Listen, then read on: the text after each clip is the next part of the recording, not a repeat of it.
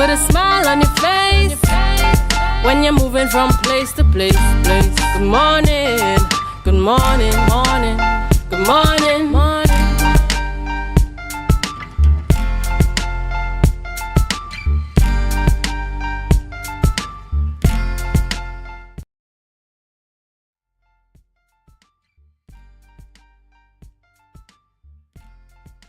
Show here on Tobago Updates Television. It is Thursday, 9th January 2025, and we're coming to you live from the Port Mall here in Scarborough, Tobago. I am Adana Kumbi, and this is the day that the Lord has made. We will rejoice and be glad in it. You know, I almost said 2024, but I thank God we have moved over into 2025. He has brought us over safely, and we must give God thanks for life. Give God thanks for the fresh morning air, freshly brewed cup of coffee. Whatever you are doing this morning, just stop for a moment and give God thanks. Appreciate what is happening around you and say, thank you, Lord. Take a couple seconds and just breathe in and breathe out. Relax and focus and get yourself ready to start your day. So whether you are in your kitchen this morning making your fresh cup of coffee, you are in your garden or getting yourself ready for work and to get the kids to school, we say thank you so much for choosing us this morning and making us your number one choice for morning show here in Tobago. We have a lovely show lined up for you this morning, and we do hope that you could stay with us as we have the relevant conversations. But before we get into all of those talks, we have to head on over to the news in 90 seconds. Thank you, Adana. Here is your news in 90 seconds for Thursday, January 9th, 2025. PNM Senator Ansel Dennis clarified that there is no need for a General Council to ratify Energy Minister Stuart Young's appointment as the next Prime Minister, as this follows a constitutional process separate from party leadership. He emphasized the distinction between the roles of political leader and Prime Minister, governed respectively by the parties and the country's constitutions. Dennis stated Prime Minister Dr. Keith Rowley remains political leader until a vacancy arises. He dismissed the need for party ratification in appointing a Prime Minister and avoided commenting on tensions over Young's selection. Up next, former PSA President Watson Dukes bid to have the union pay him a pension during his lawsuit over its refusal to do so has failed judges Kokaram and Eleanor Donaldson Honeywell upheld a decision rejecting Duke's injunction. Duke, who resigned in December 2021 to become THA Deputy Chief Secretary, claimed financial hardship but was challenged for not disclosing critical details, including a $203,850 gratuity and potential ineligibility for PSA pension. The court deemed the injunction unjustified and noted Duke's weak case for an interim payment. And finally, Tobago Youth Council President Darian Mitchell expressed concerns about youth living double lives following the murder of 15-year-old Beris Joseph, Tobago's first 2025 murder victim.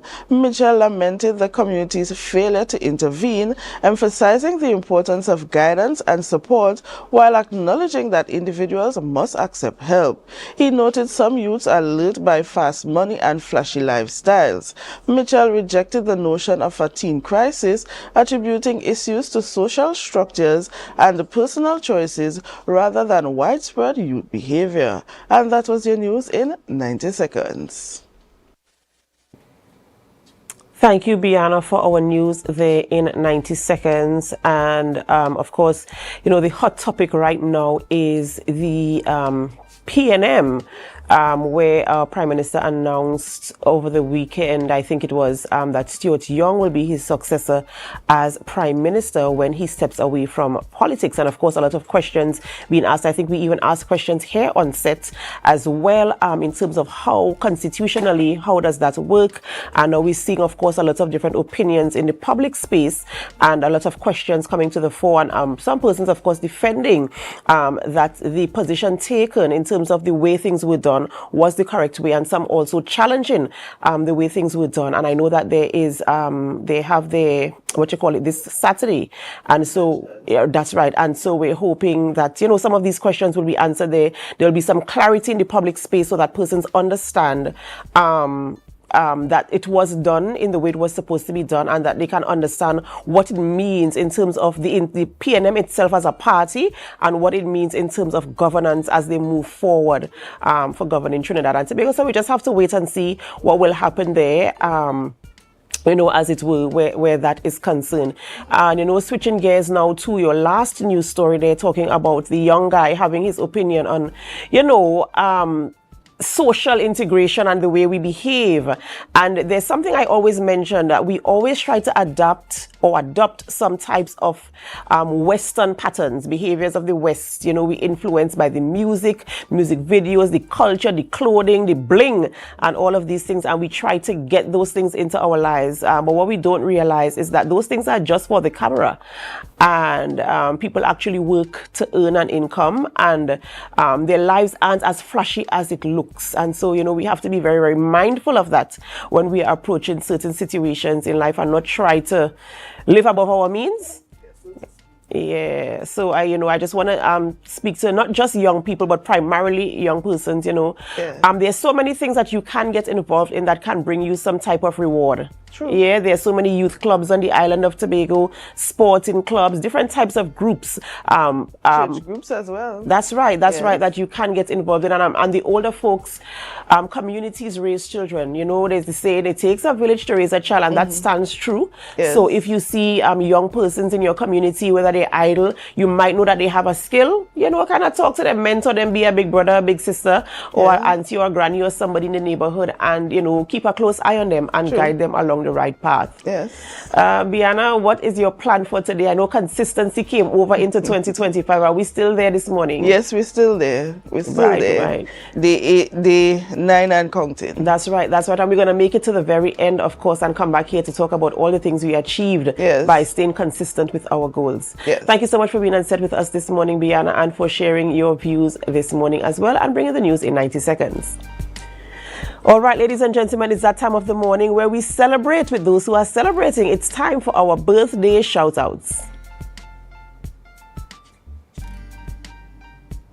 And this morning we want to say happy birthday to a man who I could say is larger than life itself, Mr. John Arnold. He wears many hats. You know him as musical director, talent seeker, producer, and all types. And this morning we want to say happy birthday to you, Mr. John Arnold. We pray God's blessings upon your life, and we do hope that you have a wonderful, wonderful birthday today. We pray that God will continue to bless you with the skills and the talents that you have, and the fact that you go out there seeking those talents as well and giving persons opportunities. So happy birthday to you. Up next is Natasha Elias Manswell. She also is celebrating a birthday today. I will say happy birthday to you, Tasha Elias Manswell. We pray God's blessings upon your life, and we do hope that you have a wonderful, wonderful birthday today. Keep smiling and keep shining. Happy birthday to you.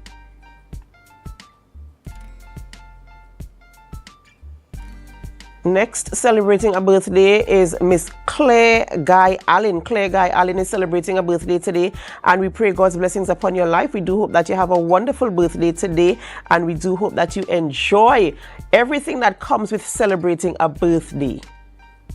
Lois Leslie, she also is celebrating a birthday today, and we pray God's blessings upon your life, Lois. We hope you have a wonderful day. That photo speaks to joy and happiness, and we do hope that today brings you that type of joy and that type of happiness as well.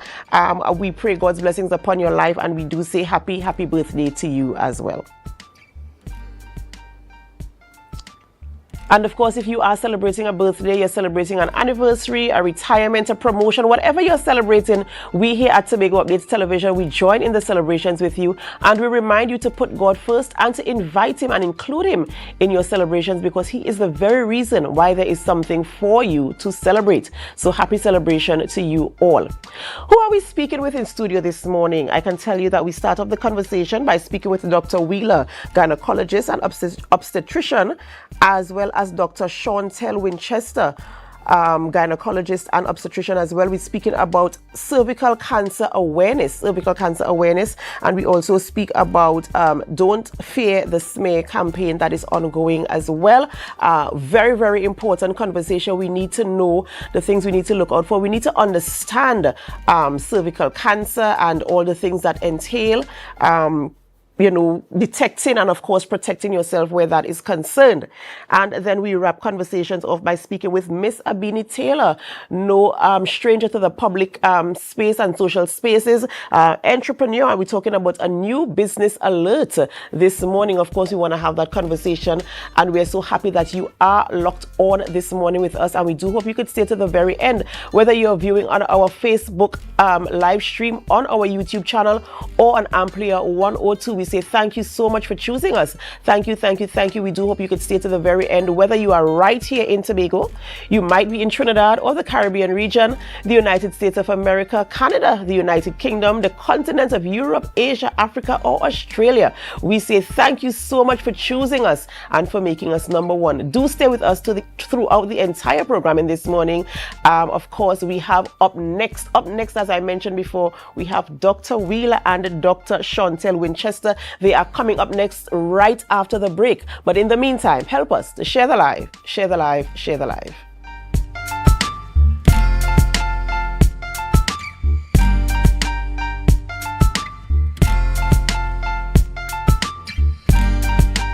Join us this Thursday, January 9th at 5 p.m. for a special year in review program. We'll recap the significant strides made by the Division of Infrastructure, Quarries, and Urban Development. Hear directly from Assemblyman Trevor James and Assemblyman Terrence Baines as they discuss the successes, challenges, and future plans for Tobago's infrastructure. Don't miss this opportunity to learn more about the transformation of Tobago's landscape. Tune in live on Tobago Updates Television.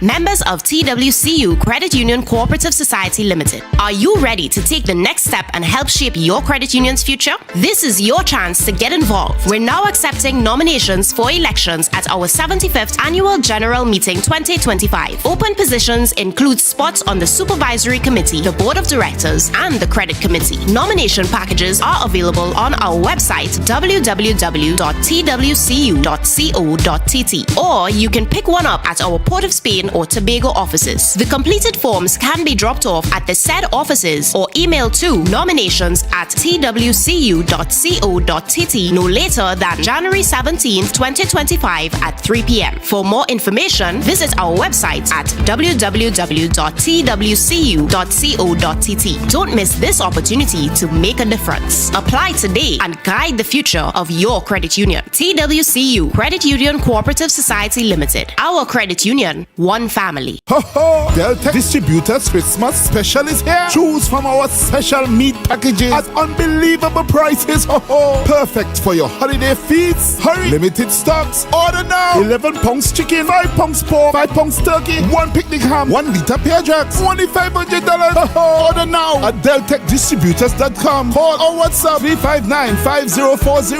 or 237-0102. Only $20 delivery or come into our main road Argyle store.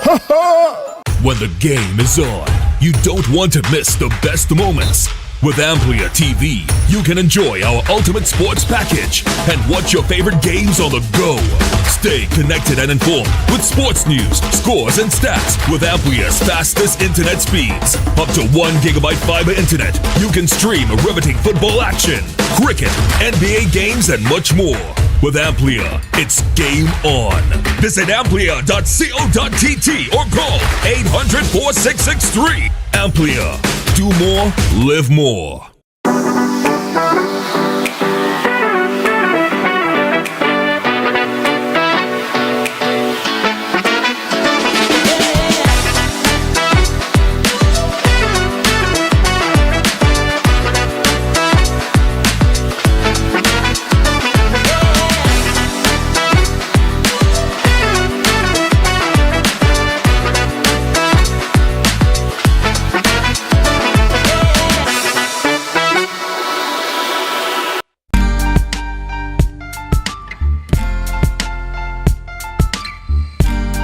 Put a smile on your face when you're moving from place to place.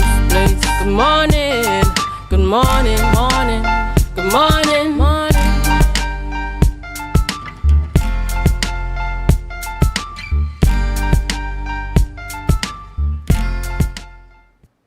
Welcome back to the morning show here on Tobago Updates Television, and thank you so much for staying with us. We begin conversations this morning in studio, and we're speaking about a very, very important topic. Yes, and you want to be a part of these conversations, get in the know what to look out for, and know how to help yourself out of a sticky situation. We're speaking this morning with Dr. Victor Wheeler, gynecologist and obstetrician, and Dr. Chantel Winchester as well, also gynecologist and obstetrician. Good morning and welcome. Morning. Good morning. Morning. Right, it's a pleasure to have you here in studio with us this morning to speak on this very, very important topic. You know, there are some topics that people kind of skim over because they don't, the fear of knowing.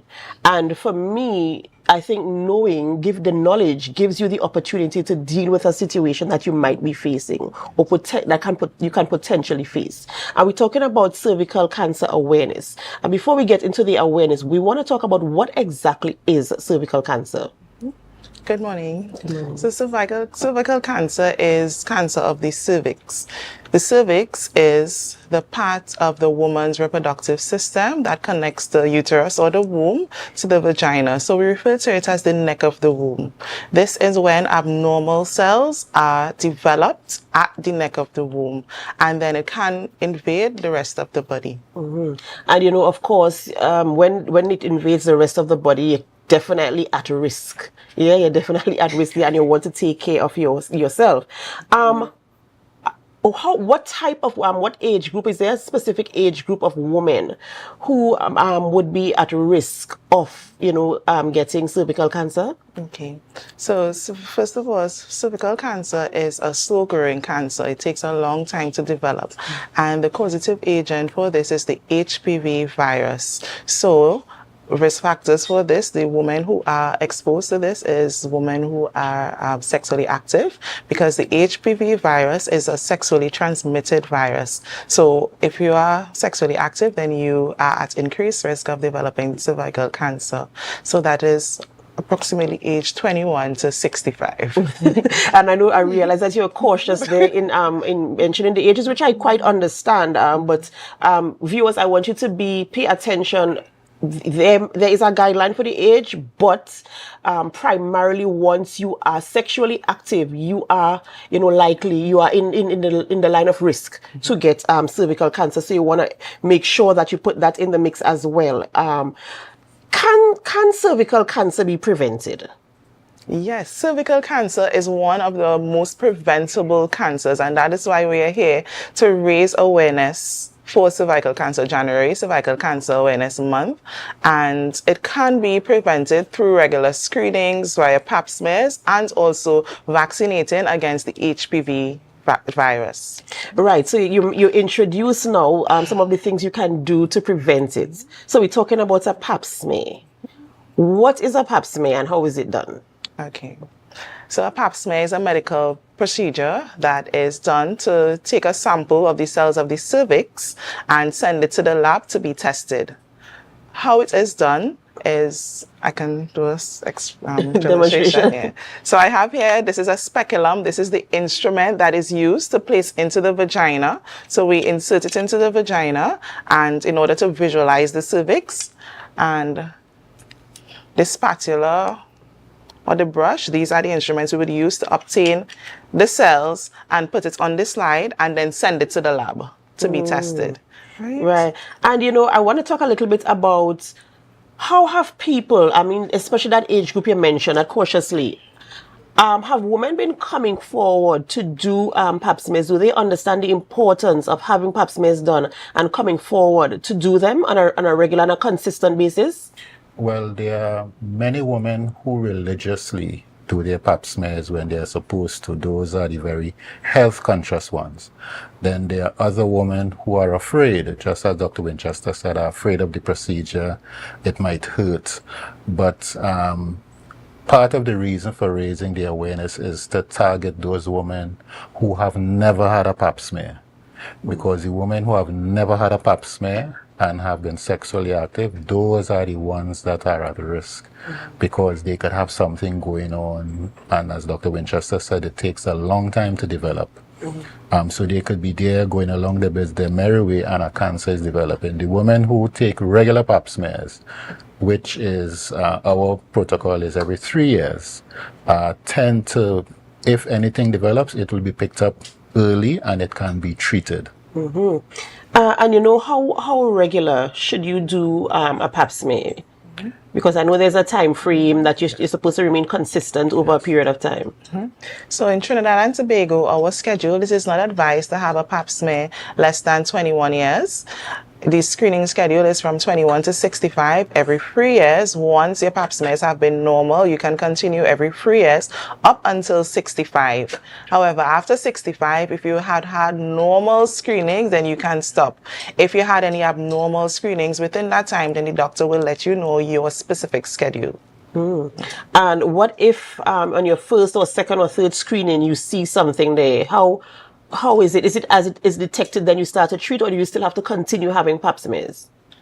Yeah, so part of the reason for doing the pap smear is to detect abnormal cells. The pap smear doesn't often detect the cancer cells, because if cancer has developed, often you would see a growth. And the reason we stress the pap smear is that if you can identify these abnormal cells, then you would be sent to do what is called a colposcopy, which is a special procedure where you use a microscope to magnify the neck of the womb, and you can put certain stains on it. And if you see an abnormal or suspicious area, you can remove just that small part of the cervix and send it to be tested. If you test it and you get a positive result, meaning that there is cancer present, then that person is referred to someone called a gynae oncologist, which is a gynecologist who specializes in cancer treatment, whether you're going to have surgery, radiotherapy, or some other form of treatment, and that would depend on how far the cancer has spread.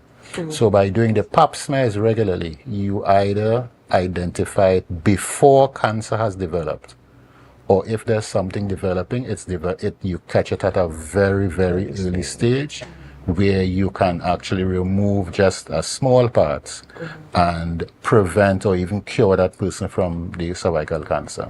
You know, based on your experience in this field and, you know, conducting pap smears and having conversations with women in the age group that we're talking about, is there a specific age group within that age range that you have seen results coming back from the smear detecting any type of irregularity in their cells? Is that a specific age group, or does it span throughout the entire 21 to 65? No. So cervical cancer is commonly, if it's going to occur, it tends to occur over the age of 50. And the reason why that is, it takes a long time. If you are exposed to the virus and you have abnormal cells, those abnormal cells can take 10 to 15 years of developing before cancer develops. It's rare for cervical cancer to develop in a teenager or a young woman because, as we said, you have to be exposed to the HPV virus, and that takes a long time. And we also don't do any pap smears before 21, because under the age of 21, the neck of the womb is still going through the maturation process. So there may be some abnormal cells that may be picked up on the pap smear that are not going to develop into cancer. So that's why 21 is the chosen age. But since I've been in Tobago since 1996, and there has been a significant reduction in the number of persons that we diagnose with cervical cancer, purely because over the years we've been performing more and more pap smears. Women are getting more self-conscious. The young women these days are very well educated. Everybody's on YouTube, so they know what they're supposed to be doing. So what we're doing for January is just, there's just a little reminder that you should still be doing your regular pap smears. But we would like to let persons know, if you have never had a pap smear done, you should make sure you have one done this month. And you mentioned that the cells take a long while to develop. Are you talking about possibly up to 10 years to develop? 15 years to develop. So this is why it is important to start as early as possible? Well, we recommend no earlier than 3 years after the first time you've had intercourse, because even the exposure to the HPV virus, many persons, men and women, will be exposed to the virus, but our body's immune system will clear it and remove it from the body. It is those persons in which the HPV virus is not cleared and there's a persistent HPV infection. Those are the ones who are at risk of developing the cancer. Very, very important and informative information coming out here this morning, viewers, and we do hope that you could continue staying with us. We have to go for a short break, but when we come back, we continue in this very same topic as we get more information. You can be a part of the conversation. We're going to open the phone line so that you can call in this morning to ask your questions. You can even ask your questions on our Facebook live stream as well, and we're going to go through. We have the professionals here in studio, and so we can get as much information as we possibly can to ensure that you know where you are, you know what you have to do, and you know that help and support is there for you. We're going to go for a short break, and in the meantime, we ask you to help us. Share the live, share the live, share the live. We'll be right back.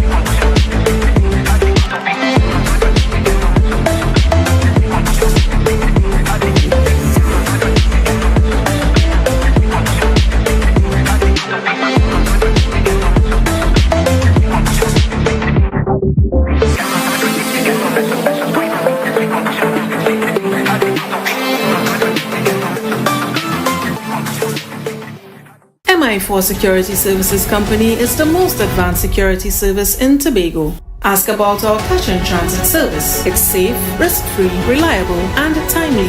We provide safe banking delivery for all business types and sizes with highly trained staff, 24/7 monitoring, coordinated emergency response, and a well-maintained fleet of armored vehicles. Contact us at 660-7723 or visit our website at www.mi4securitytt.com to sign up today.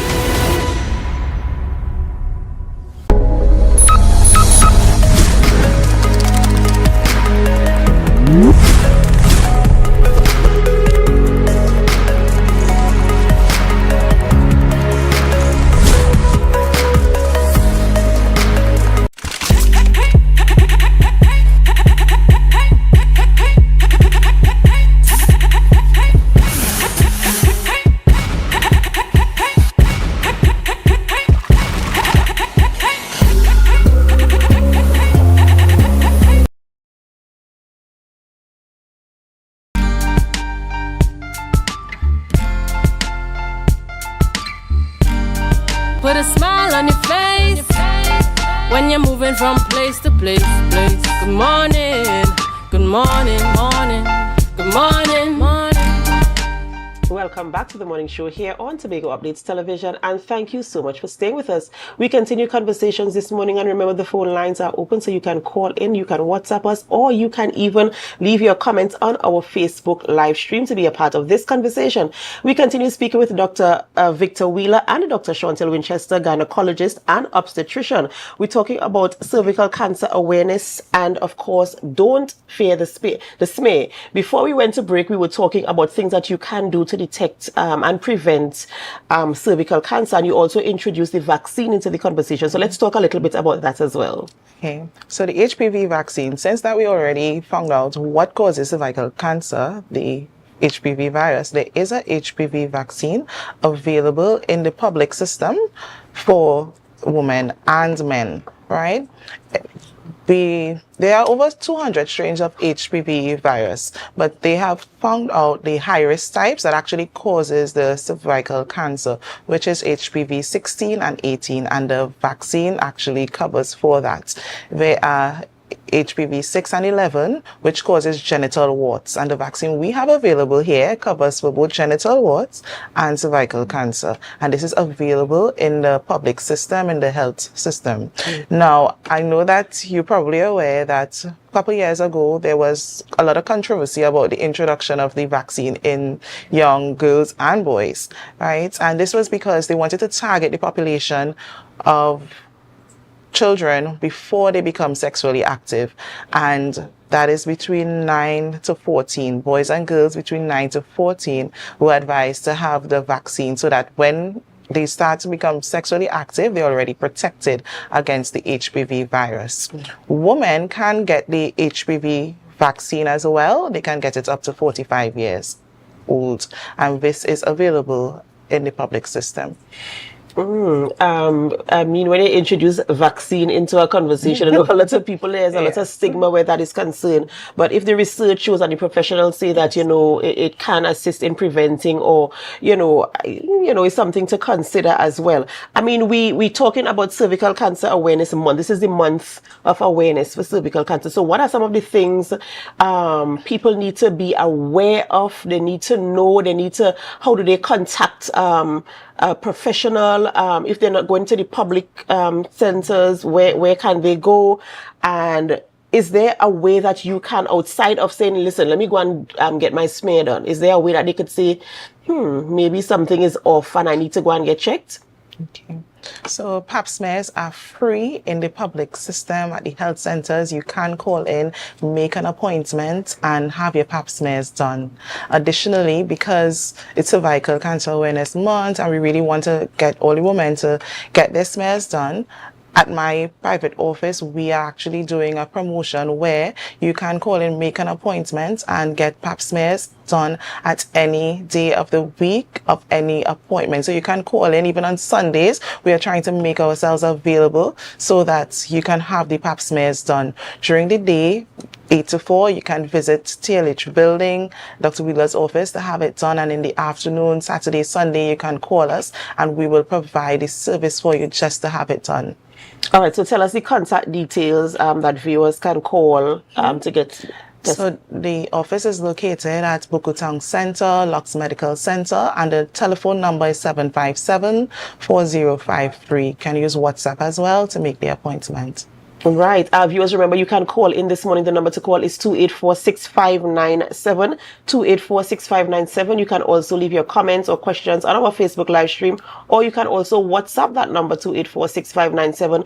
Be a part of the conversation. Ask the questions that you want to get answered this morning, because we have the professionals in studio this morning, and they are able to bring some type of clarity to you, so that you are able to understand what is happening where cervical cancer is concerned, where you can get your pap smears done, how it is done. Earlier in the first segment, we saw Dr. Winchester doing a brief demonstration, or at least showing the tools that are used for the smear.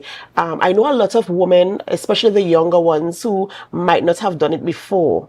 I know Dr. Wheeler said a lot of people going on YouTube and they know what they have to do, but sometimes there's a stigma. Some people see the equipment and they're like, I don't want to. Or even men, sometimes they don't understand it. They look at it and they're trying to figure out, like, what is this and how does it work? And, I just want you to, as you're here, to kind of talk to our viewers in terms of bringing that measure of comfort and security to them, knowing that the tools and the equipment that you use, they're very safe. And I've come to realize that once you relax, it's quite simple. So let's talk through that part of the physical part of getting tested for your pap smear. So first of all, I would like to say how a woman would prepare for the pap smear. So one, you try not to get the pap smear whilst you're on your period. If you're having any abnormal discharge, and you avoid sexual activity at least 24 to 48 hours before you present to the doctor's office. Preparing for the pap smear, a lot of women, because of the fear, some of them, you can bring a friend along for a support partner, or you can bring your partner, your husband, boyfriend, at the visits. You can form a comfortable relationship with the doctor. Let the doctor know, you're feeling a little bit anxious, so that they will reassure you as well.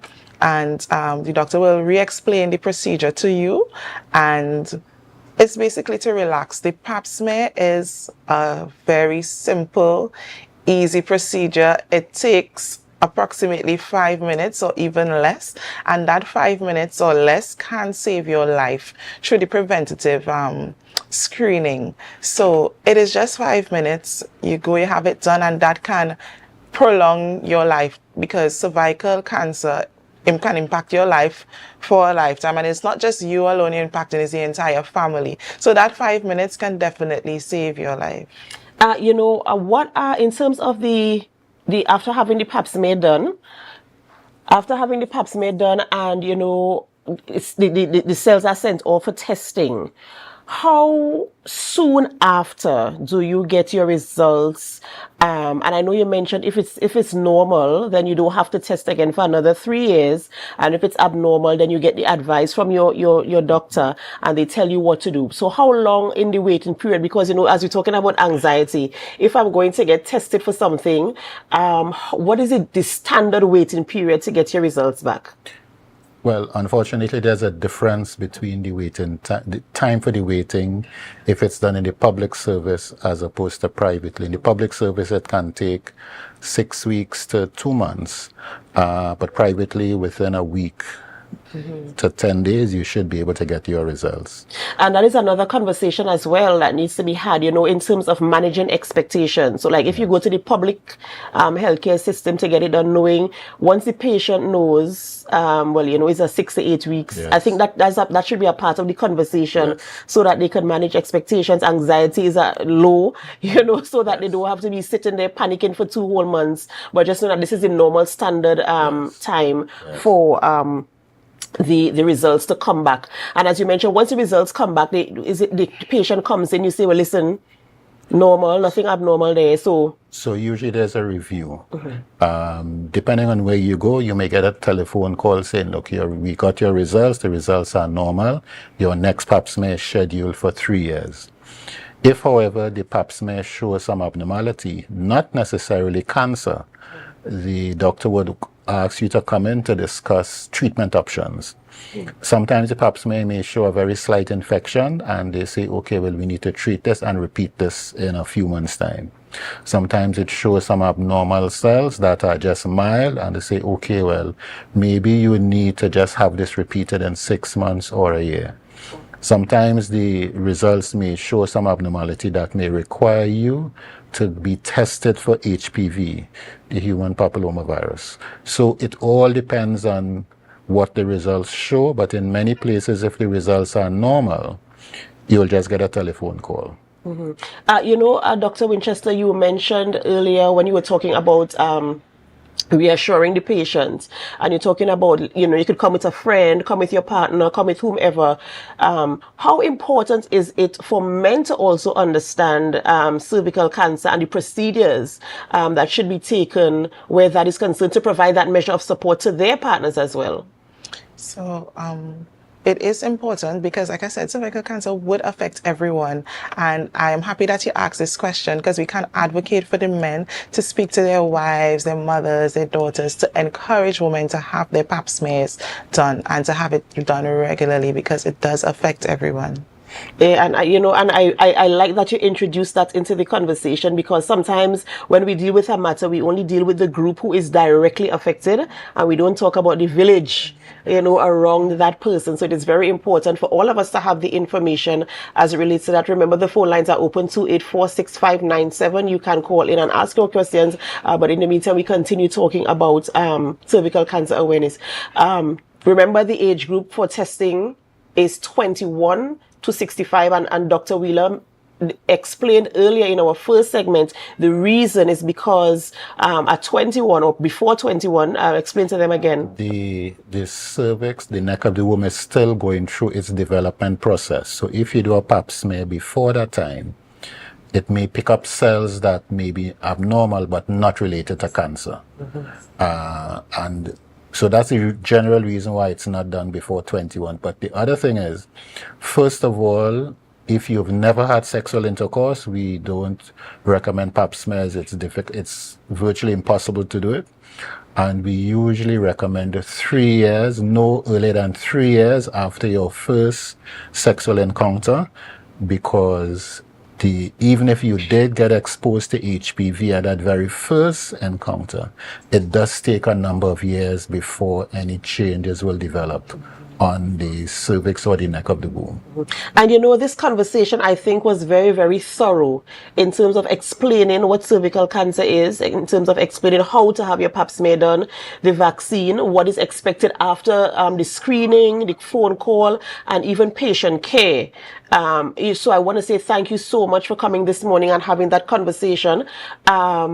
And enlightening our viewers this morning about the whole process, and of course encouraging the village to come out and support persons who are supposed to be getting their screening 21 to 65, and of course managing expectations as it were where that is concerned, right? So ladies and gentlemen, we're going to go for another short break before we continue. Oh, there's a caller online. I'm sorry, I'm being told that there's a caller online. Caller, good morning and thank you for calling. Hi, good morning. I'm just going to find out how aggressive cervical cancer is. Right, so the caller is asking how aggressive is cervical cancer? Right, so cervical cancer, well, first of all, we say that it is very slow to develop. But once it has developed, the cancer can spread from the neck of the womb to the body of the womb, to organs in the rest of the pelvis, the bladder, and if it's there long enough, it can spread to distant areas like the lungs. So primarily because the cervix is the one organ that is relatively easily accessible, and it also goes through an abnormal phase before the cancer develops. That is why cervical cancer is one of those cancers that you can truly prevent and actually eradicate. Certain first world countries have actually eradicated cervical cancer from their population from a combination of vaccine and regular screening of the women for cervical cancer, so that you can identify it in the phase that lasts for several years where they are abnormal cells, but cancer has not developed. Cole, I hope that satisfied your question. And you know, the cancer is really an interesting thing to learn about in terms of how it develops, how it spreads, how it can be eradicated as well. And I do hope that you know, people take a greater interest in their health first and foremost, and especially in cancers, because I know sometimes some cancers are hard to detect, and here we are encouraging people, we can detect this and eliminate it. Yes. Prolong your life, as you mentioned, and have a better quality of health as you live on this planet called Earth. We can enjoy each other. We can enjoy the beautiful things that were created for us once we take the necessary steps of doing the screening and all that we need to do to ensure that we remain in a healthy place. Are there any other callers online? Remember, callers, you can call 284-6597. In the meantime, we're going to continue this conversation, but we have to go for a really, really short break before we come back. Do stay with us, and as we go, we invite you to help us share the live, share the live, share the live.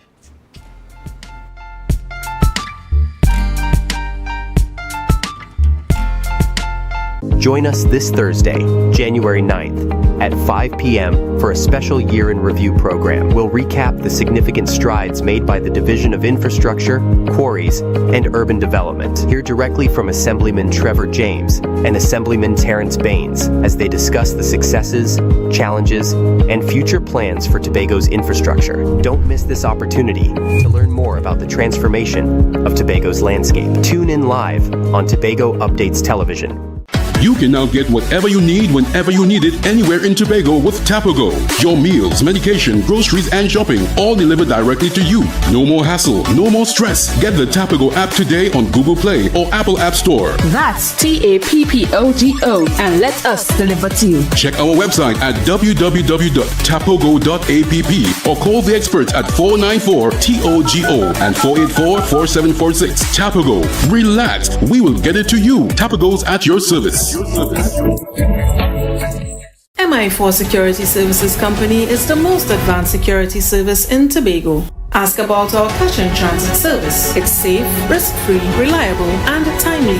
We provide safe banking delivery for all business types and sizes with highly trained staff, 24/7 monitoring, coordinated emergency response, and a well-maintained fleet of armored vehicles. Contact us at 660-7723 or visit our website at www.mi4securitytt.com to sign up today.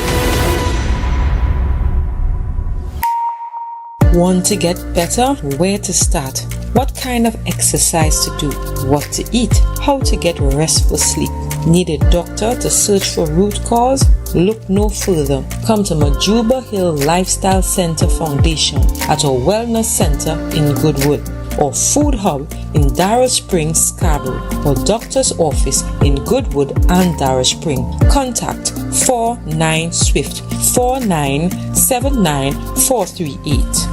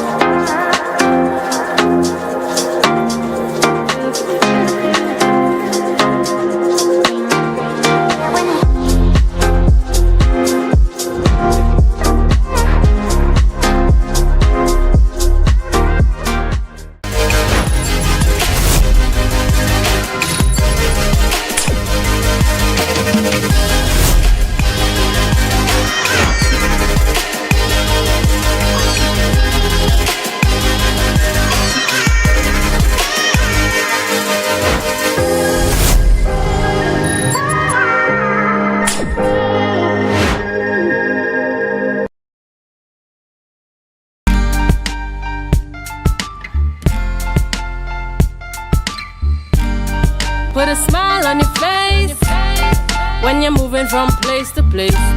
Good morning, good morning, morning, good morning, morning.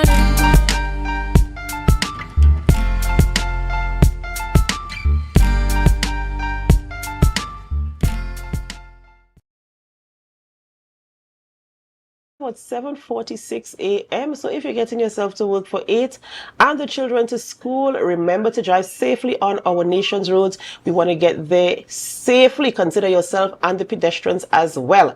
All right, we continue conversations this morning in studio and we stay with the doctors. Yes, Dr. Victor Wheeler and Dr. Chantel Winchester. As we continue the conversation this morning, we're going to switch gears a little bit and we're going to introduce fibroids into the conversation this morning.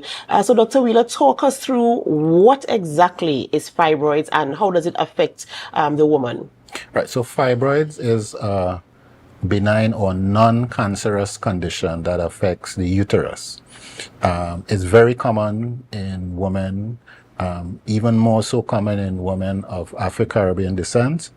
And very often a woman has fibroids and does not know that she has any fibroids. But when the fibroids do cause problems, it will cause things like periods being heavy, periods being painful. The periods could be longer than normal. She could notice a swelling in her tummy. The fibroids, if you happen to get pregnant with fibroids, the fibroids can cause a miscarriage or for you to deliver earlier than planned.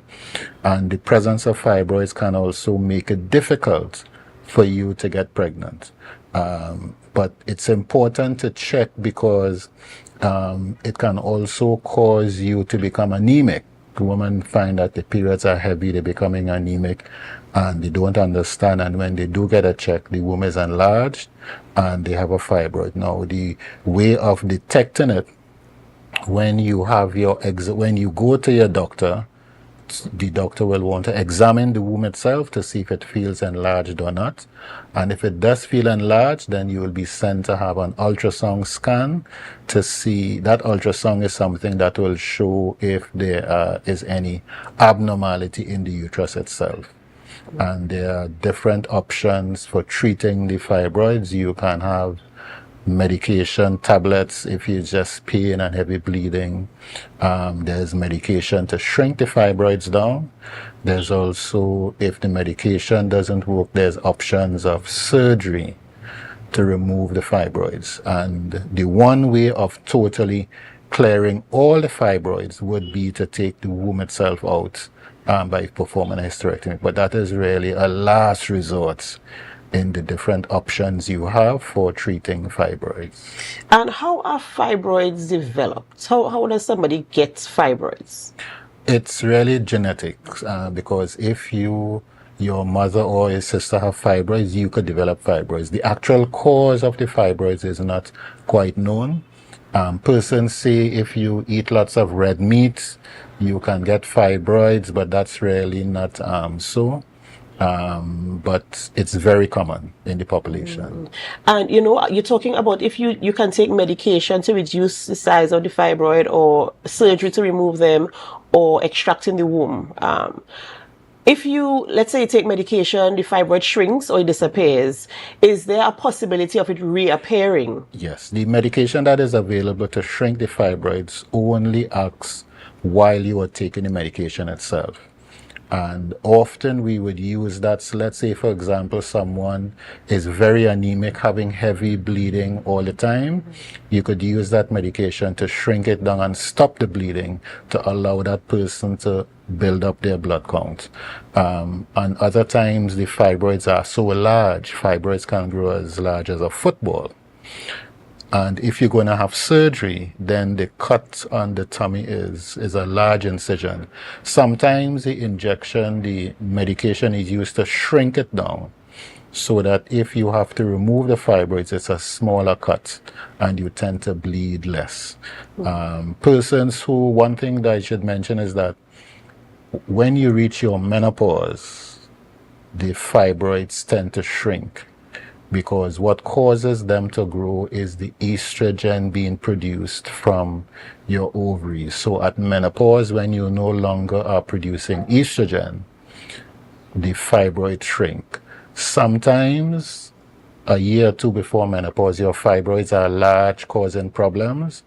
We may use the medication to shrink the fibroids down, such that if your menopause is coming along in a few months, the shrinkage will just continue naturally. So it's not always necessary to have surgery for fibroids. There are alternatives to it. And I was going to ask, what do they feed on? And you mentioned the estrogen is what causes them to... The estrogen is what provides the blood flow and what the fibroids feed on. Because if a woman gets pregnant with fibroids, the same way the baby grows in the womb, the fibroids also grow. But then after she gives birth, when the baby is delivered, because the amount of estrogen is being produced is reduced, the fibroids shrink after giving birth. Which is why it explains why after the menopause, when you're no longer producing estrogen, fibroid shrink. So the chances of the fibroid coming back, let's say you've had the baby, let's say you were fortunate to have a baby while you had fibroids, the fibroid shrunk, baby came out, the fibroid is small. And that period of nursing and, has passed.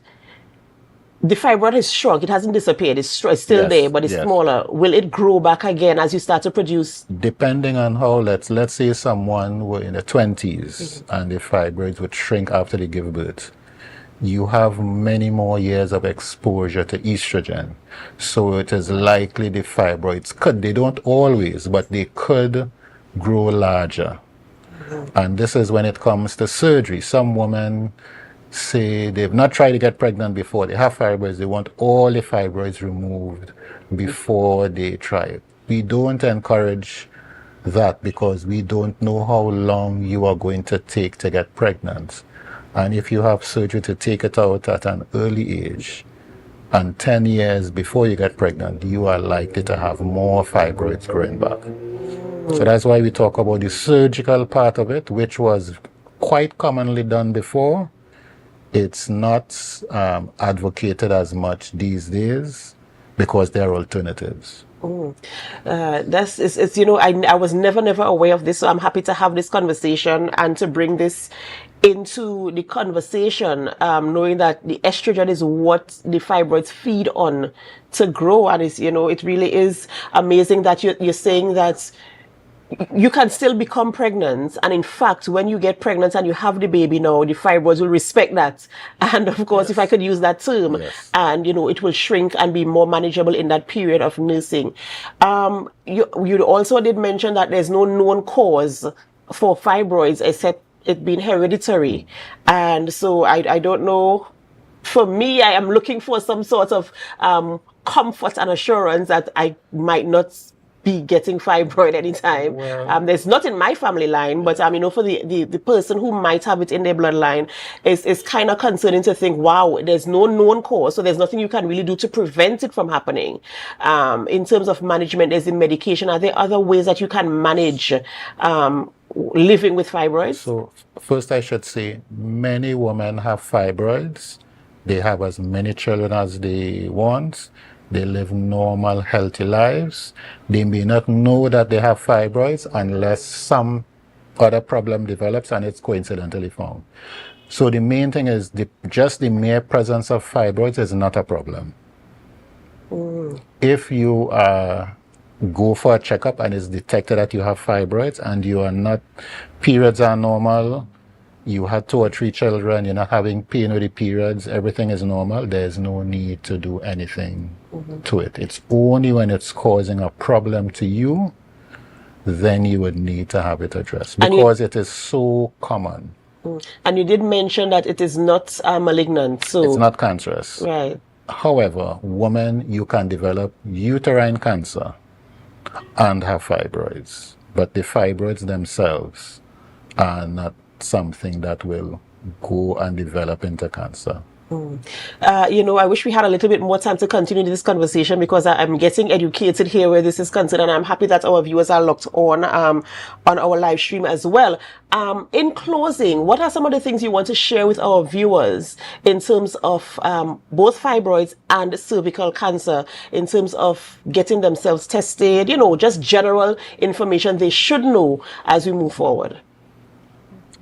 So it's a new year, and I know that a lot of us would have had New Year's resolution, males and females. So we can take this opportunity to take your health very seriously. If you've been having heavy bleeding or any problem that you've been concerned about, you can visit any of the health centers and let them know. You can visit the private offices to get that checked out. January, Cervical Cancer Awareness Month. We learned this morning that it can be prevented through regular screenings. So if you know in the back of your mind that you haven't had a pap smear or you never had a pap smear, please try to get one. For the men, please encourage the woman, just like how you would give them money to go and do their hair or the nails or whatever, you let them know, hey, go and get your pap smear done. You can make the appointment for them to get the pap smears done. Thank you for having us. Of course, indeed a pleasure this morning having this very, very important conversation. Thank you so much for joining us. Ladies and gentlemen, we've been speaking with Dr. Victor Wheeler and Chantel Winchester, gynecologist and obstetrician, as we spoke about cervical cancer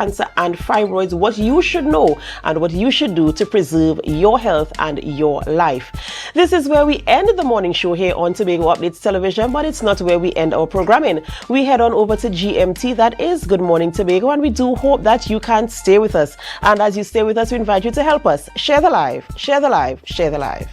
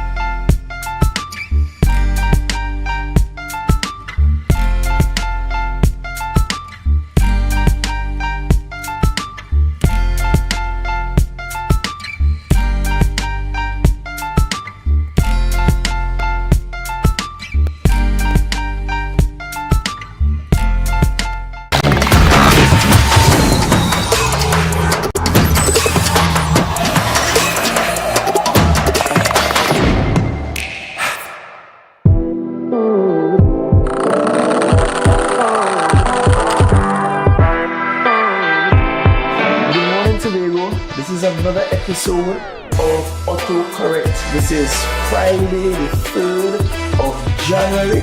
It's a beautiful day. Today is actually my daughter's birthday as well. So it's a beautiful day in January. We're over into the new year. The last time we spoke was on Monday. And so we have crossed over successfully into 2025. So Happy New Year. Cheers to a new year. And I want to do this episode of Autocorrect differently.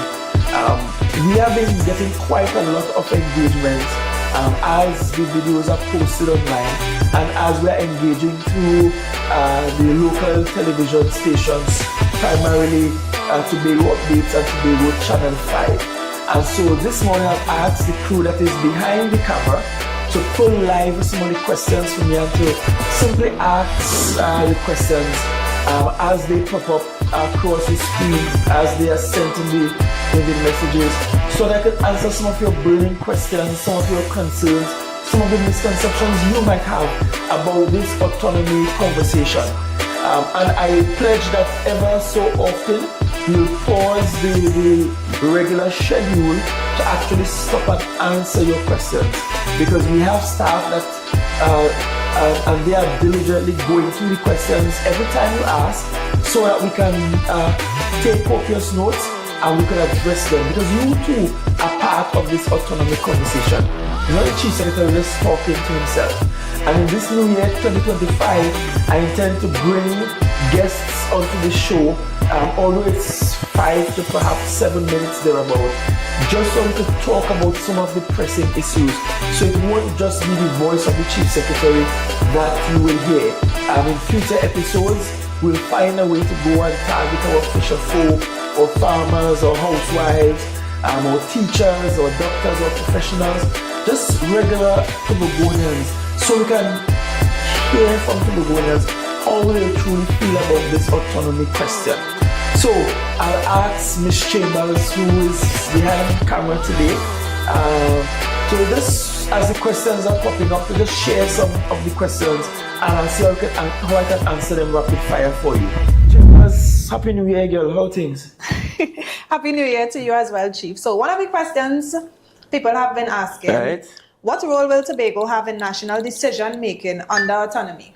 Right, so it's twofold. We're looking at having a schedule that will establish all of the areas that Tobago will have responsibility for in the Tobago space. As it relates to the national conversation and the national governance space, Tobago will still retain membership in the central government by virtue of having a minimum of 2 parliamentary representatives. That's in the first instance. Secondly, the bills also suggest, based on what Tobagonians said they wanted, that there should be some areas for concurrence, meaning that some areas of national interest, Tobago should be consulted. We should be part of the conversation. So it's not that Tobago is pulling itself out and just seeing about Tobago, and national issues will be left untouched. And some of the areas of concurrence will include areas like border security, international relations. Remember, I spoke to you in a previous episode about the possibility of a central government going and make a deal concerning use of maritime space and resources in Tobago waters without Tobago being part of the conversation. We will be part of all of these national conversations. We will still be in the national parliament. We will still have opportunities to be in central government. But this is about Tobago taking care of its priorities, while the central government taking care of the priorities of Trinidad and Tobago. We have our next question here. This person wants. By the way, Jamal, they still owing me cake, eh? Just saying, but go ahead. This person wants to know, why is autonomy needed and how does it impact the average Tobagonian? Right, I like that question. Let me tell you why. Because people think this autonomy thing is some distant, far-fetched concept that doesn't have any real impact on the man on the ground. But when you think about, for example, the things that affect us every day, from the state of our island's roads, to the fact that we want repairs to our schools, to the fact that we want to consider what goes into the curriculum for the teaching of our students, to the fact that we want to give certain protections to our fisher folk. For example, autonomy allows us to do those things unimpeded and to do them much more efficiently. So one can look forward to Tobago getting greater resources, greater financial resources, that Tobago being able to make decisions that affects everyday lives and livelihoods on the island of Tobago. And so the simple things that you take for granted, you could see expansion in terms of delivery and effectiveness in those areas with autonomy. So whether you're a school student, you could see, for instance, a new teacher being able to really give some directions to what you're being taught in the classroom and how that is being taught. When it comes to the average person driving on the roads, you're looking at the fact that teacher will now have increased powers and the financial resources, so we could pave the roads faster, we could patch them holes there faster, we could handle all of these things in a much more efficient manner. So it actually impacts everyday living here in Tobago. Okay, now this question has been asked repetitively in this space. Autonomy allows Tobago to shape its development, but how will the island maintain a cooperative relationship with the central government? Well, in the same way that as a country, Trinidad and Tobago, we are a sovereign territory, but we have friends in other countries. We have existing excellent relationships with other countries. I don't see anything changing between Tobago and Trinidad in that regard. In the same way you go to the UK and you effortlessly travel between London and Cardiff, Wales, or Scotland, that is expected to continue. Greater autonomy doesn't mean that Tobagonians will, or Trinidadians will all of a sudden require a passport to travel to the next island. It doesn't mean that automatically the cost of the airfare will just go up, because we remain one country as a whole.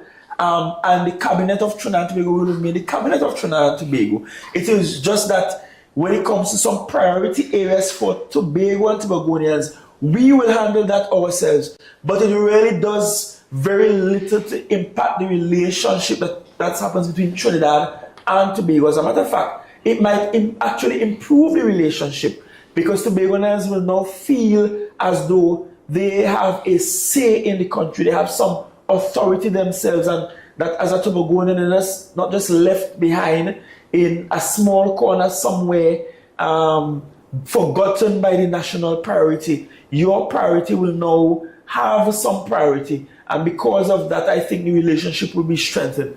So I don't see the relationship being affected negatively, certainly not worse than what we have right now. Oh, that's one of the questions, because I know some people want to know whether or not you're going to need to get a passport or a visa. No, it's none of that. You'll still be able to travel with any photo ID. We will still share the same photo IDs, the same national ID, the same permit, driver's permit, the same passport will be shared. None of those things will change. The country as a whole will not change. What will change is that Tobagonians will now be given its fair share in terms of governing itself, and also being able to ensure that the Tobago priorities are priorities that are actually handled. So I think the relationship will actually improve, and I think Trinidadians will feel proud to come to and improve the Tobago, a Tobago that is superior to the one that exists now, and so on. When will we achieve autonomy? Now, we should have had that a long time ago, and it's difficult to put a timeline on it. And that's why even in my New Year's message, I have asked Tobagonians to keep at it, to keep the fight. Now, if you think about it, we had, as a people, several years of slavery. But if slaves felt like, look, we will never ever get freedom, so we will never ever fight for any freedom, it means that Tobago would have never had a single slave rebellion. it will mean that Sandy the slave will not rile up people to fight against an oppressive system. So you can't view it from the perspective that this thing taking long to come, so it's better give up. No, it's not time to give up.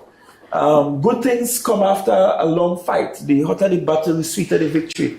And for those of us who are Christians and coming out of this Christmas season, we very much should have appreciation for a Messiah coming at his own time, on his own timing, and waiting patiently.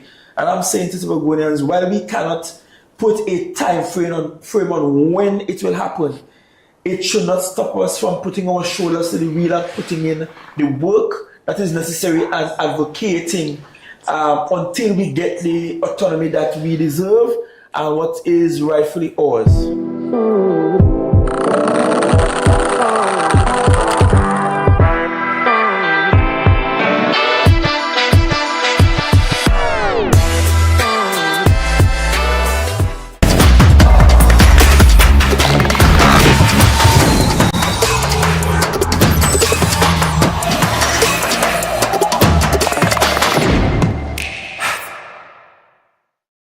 So guys, there are some new developments in housing in Tobago. So it's goat racing time. This is 116, the show that keeps you in the know with all things Tobago House of Assembly. Each week, 116 delivers a fun and engaging overview of the latest developments, achievements, activities, and events of our dynamic assembly. So join me. Let's dive into the Tobago House of Assembly's Week in Review right here on 116.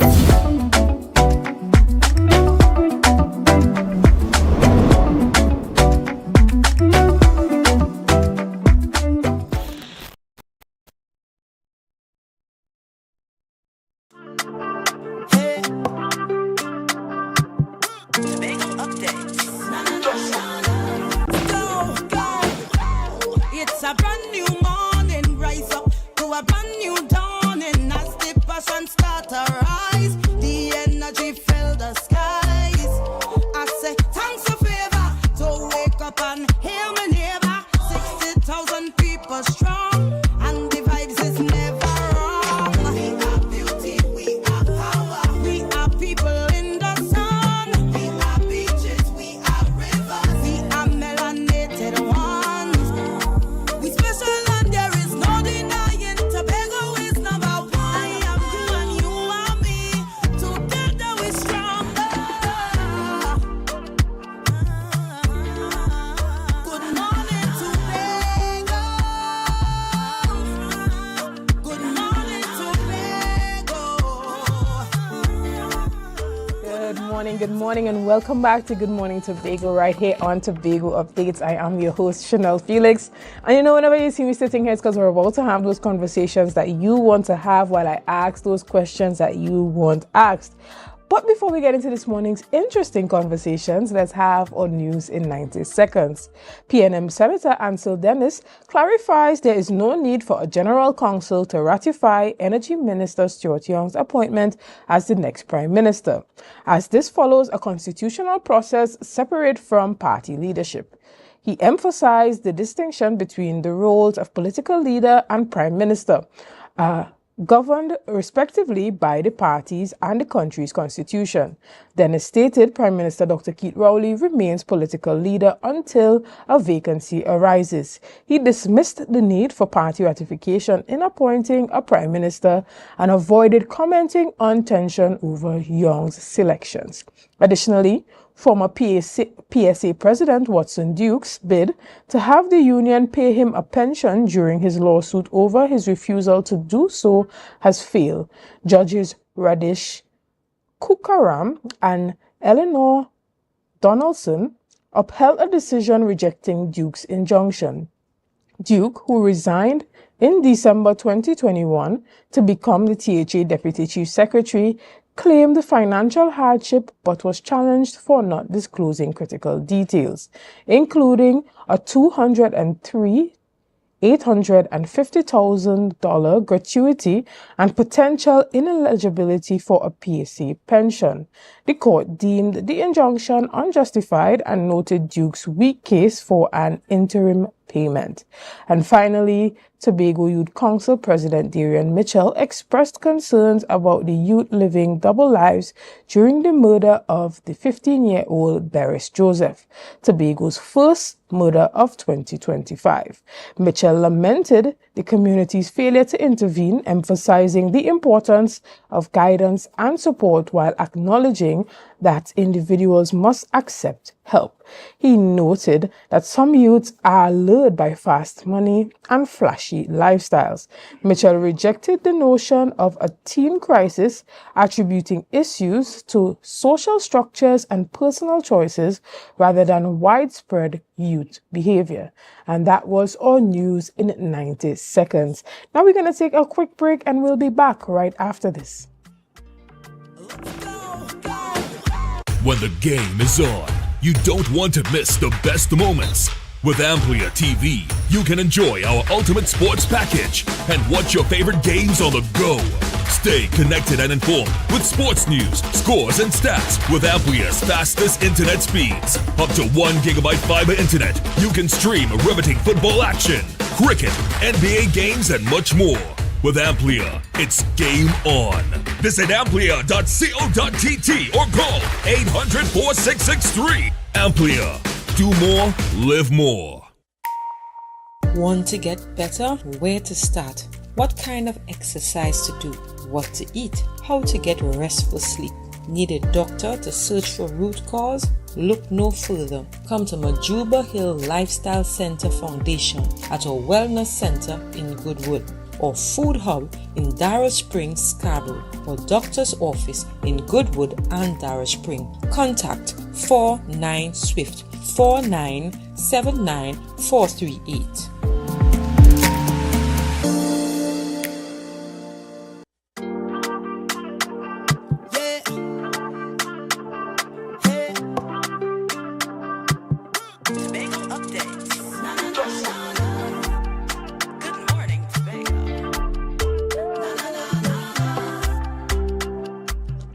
Hi, good morning and welcome back to Good Morning Tobago right here on Tobago Updates.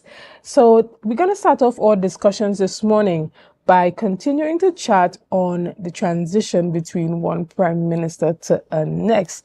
And this morning to have that conversation, I have on virtually with me actually, Mrs. Jennifer Baptiste Primus, former government minister.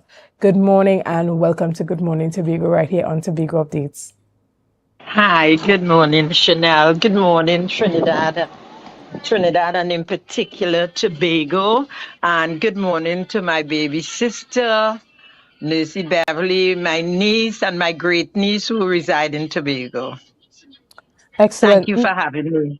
Right. Now, you have been very vocal about the process that has taken place in regards to the transition between one prime minister to a next. Now, we know earlier this week, the prime minister announced that he will be stepping down as prime minister and that the parliamentary caucus has selected unanimously Mr. Stuart Young, and he said that this will facilitate a smooth transition from one prime minister to a next.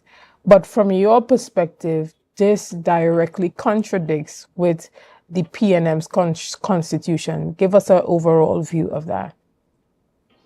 Well, may I call you? May I call you Chanel? Yes, definitely.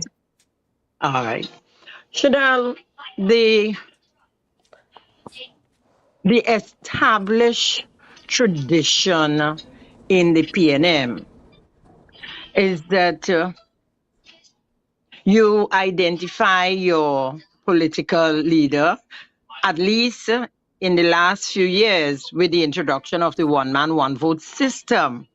The political leader is elected via the one-man, one-vote system by the broad-based membership, each member having the right to vote.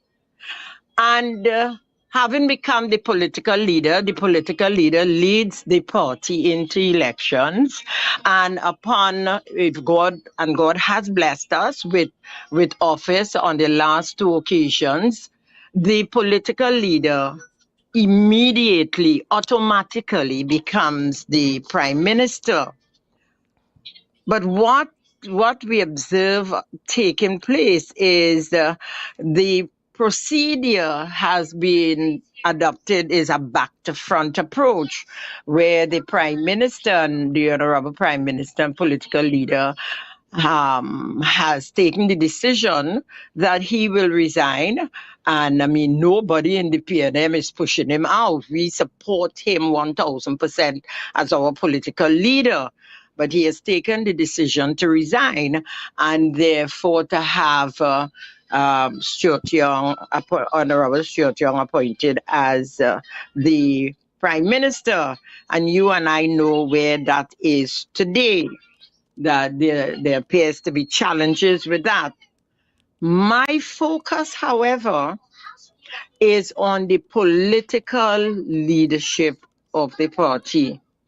Because Dr. Rowley made two statements last Friday at the media conference in Tobago, where he indicated, he signaled an intentionality, the intention to resign as Prime Minister. I mean, no one can stop Dr. Rowley for whatever reason or reasons he may possess for wanting to resign and leave politics. He would have served 45 years, and we are grateful and thankful for that. But he made another statement. He also stated that he will not be taking the PNM into the 2025 national elections. Now, that is that was a shock, at least to me. That was a shock, because if you are not taking us into the 2025 national elections, therefore the next step to have been done is to trigger our internal constitutional processes by having a general council meeting and coming and putting the case before the general council and giving the general council, giving the party the breathing space and room to engage post haste in the process of electing a new political leader, because the party cannot be without a political leader, and therefore work with the organs of the party to ensure that when you leave in March, that we have a new political leader in place. It means, therefore, triggering the process means the general council meets, the general council receives the information, the general council would then be faced with taking certain decisions. For example, the decision to have the Election Supervisory Committee reconstituted, because there was a committee in place, and when the annual, the internal elections were cancelled last year by the honorable political leader and the leadership, the internal elections were cancelled and our annual convention were cancelled. But the Election Supervisory Committee had done a heavy bit of work in that regard.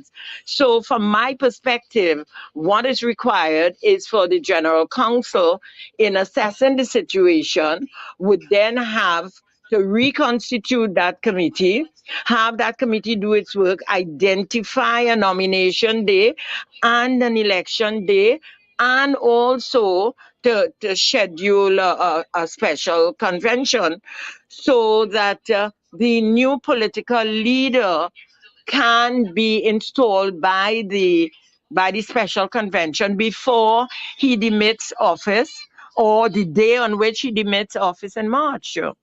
So that that is my basic and fundamental concern. Right, and Dr. Rowley indicated that there would be a special convention in September. Can you tell us about that? Well, Chanel, let me say this. The constitution of the PNM recognizes the General Council as the second highest ruling body in the party. Article 12 of the Constitution, 1A states, the General Council shall be the governing the governing body of the movement and shall be responsible for its policy, organization, administration, and discipline. It shall have control of the units, constituents, and activities of the movement, and it shall report to the annual convention. Moreover, the Constitution recognizes, and that is in Article 17, the annual convention, the Constitution recognizes the annual convention shall be the supreme authority of the movement and shall have the following rights and powers of duty, and that is to consider and formulate policies, etc. So that the Constitution recognizes two bodies, the Convention, which is the supreme body, and the General Council, the second highest ruling body, and then you have the central executive also.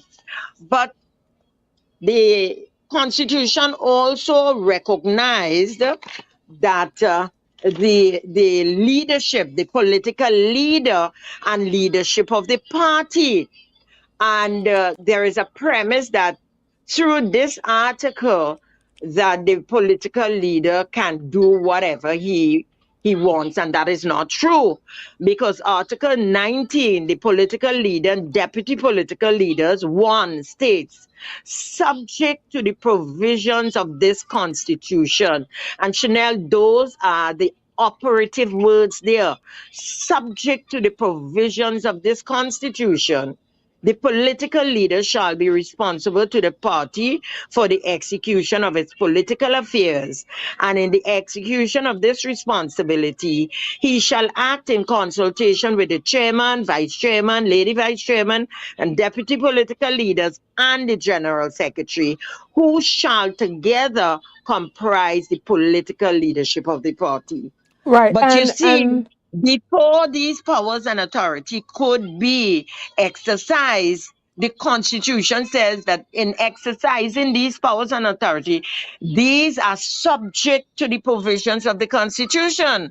And the Constitution gives the General Council the sole right and authority to call an annual or special convention. Understood. So that the issue about a convention in September that I hear being touted, the General Council has taken no such decision. Oh, understood. And at this time, do you think that going against the constitution of the party can cause a fracture internally prior to a major election? Well, I'll tell you this. The situation that the PNM has found itself in is not of the making of the membership.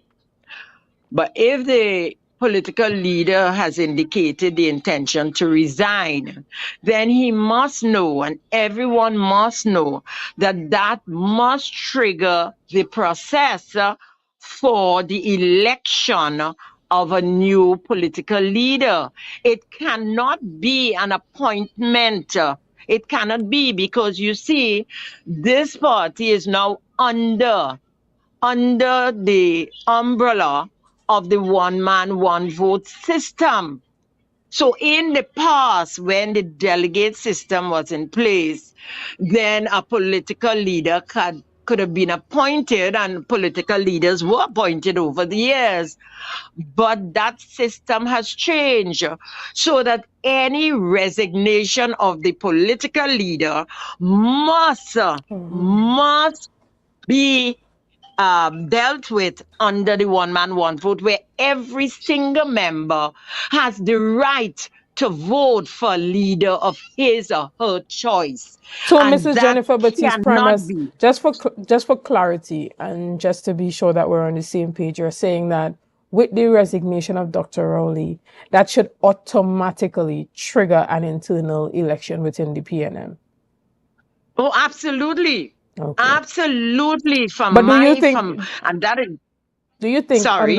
understanding the internal dynamics of the party, Dr. Rowley is trying to avoid having any contentious issues internally before a major election?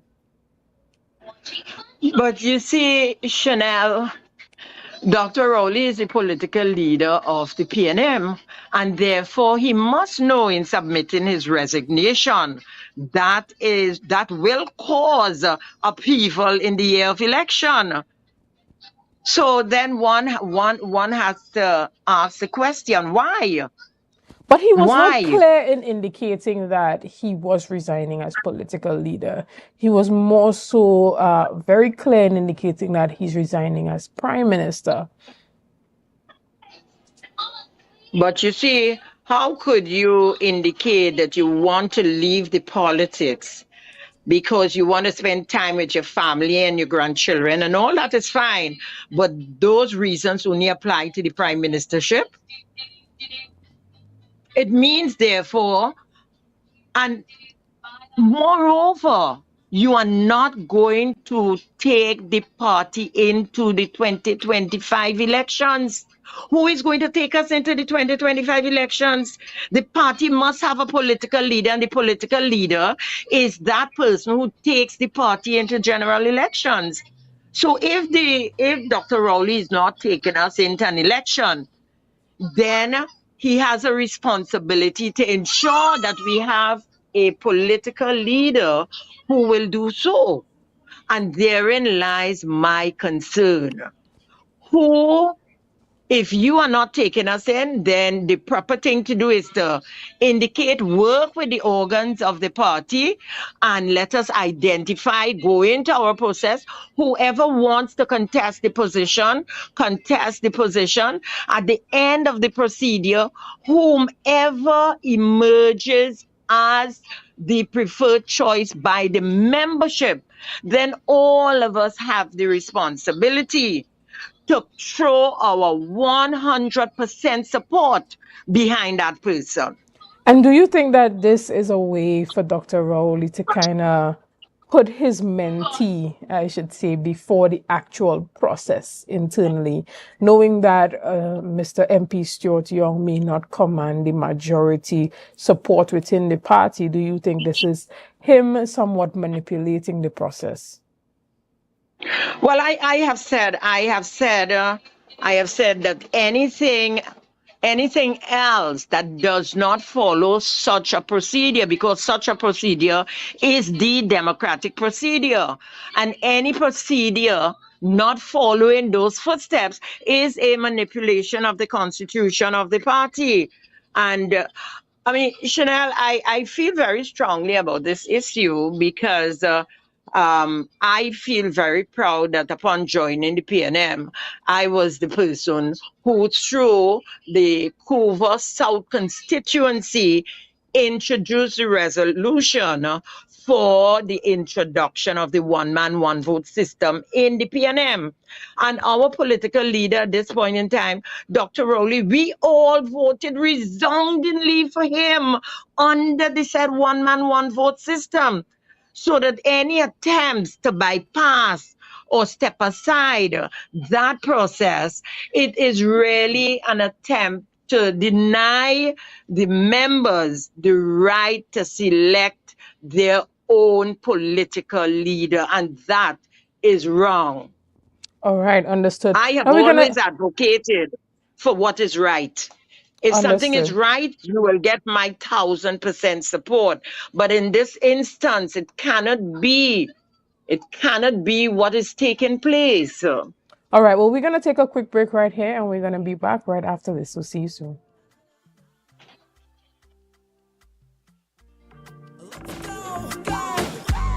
It's a brand new Attention, members of TWCU Credit Union Cooperative Society Limited. Are you ready to take the next step and help shape your credit union's future? This is your chance to get involved. We're now accepting nominations for elections at our 75th Annual General Meeting 2025. Open positions include spots on the Supervisory Committee, the Board of Directors, and the Credit Committee. Nomination packages are available on our website www.twcu.co.tt, or you can pick one up at our Port Port of Spain or Tobago offices. The completed forms can be dropped off at the said offices or emailed to nominations@twcu.co.tt no later than January 17th, 2025 at 3 p.m. For more information, visit our website at www.twcu.co.tt. Don't miss this opportunity to make a difference. Apply today and guide the future of your credit union. TWCU, Credit Union Cooperative Society Limited. Our credit union, one family.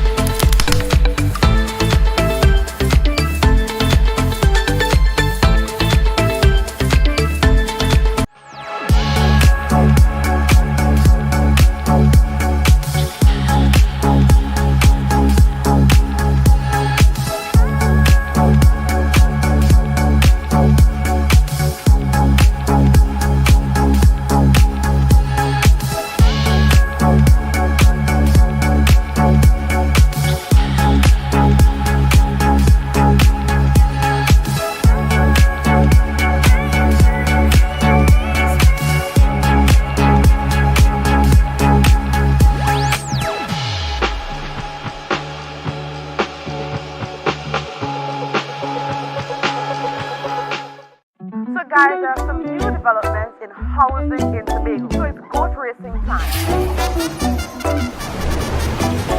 This is 116, the show that keeps you in the know with all things Tobago House of Assembly. Each week, 116 delivers a fun and engaging overview of the latest developments, achievements, activities, and events of our dynamic assembly. So join me. Let's dive into the Tobago House of Assembly's Week in Review right here on 116.